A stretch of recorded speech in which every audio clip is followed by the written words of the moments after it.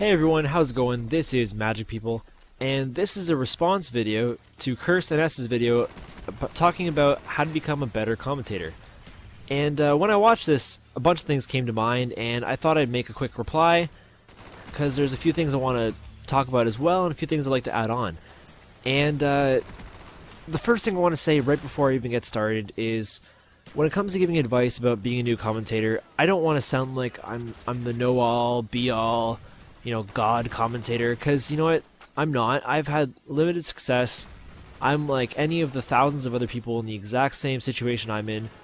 But as a YouTube user, as a watcher of other people's commentaries, and as a commentator myself, there are some things that I think are very valuable when it comes to tips, and things that new commentators and inexperienced commentators, or even experienced commentators, should keep in mind when they're making their videos. CursedNS talked about having a personality and being different, and that's one of the biggest things. I'll start by talking about that. There are literally thousands upon thousands of people who want to be a successful YouTube, Call of Duty commentator, or otherwise, any video game really, and you have to look at it this way.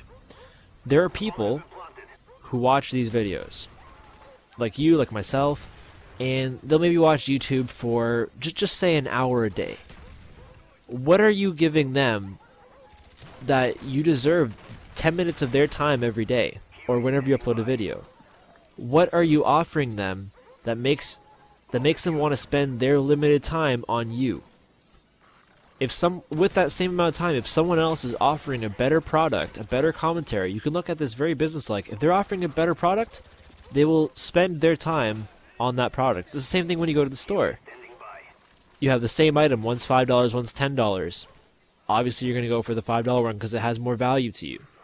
So try to differentiate yourself. Don't make yourself look stupid. Be yourself, but be creative to a point that it makes your channel just that a little bit interesting, a little bit different from all the others. And that's something that I'm personally struggling with at the moment as well, but to always be at least aiming for that is a good goal, and it can only progress you in the right direction. It can't do any harm.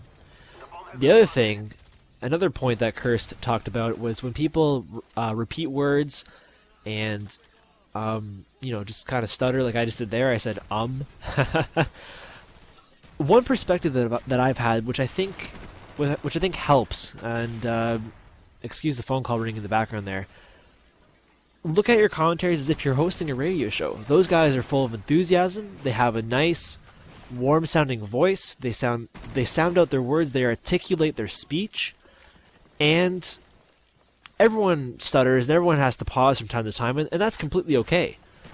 But instead of repeating the same word over and over, or saying whenever you're not sure what to say every few seconds, it's okay to take a pause.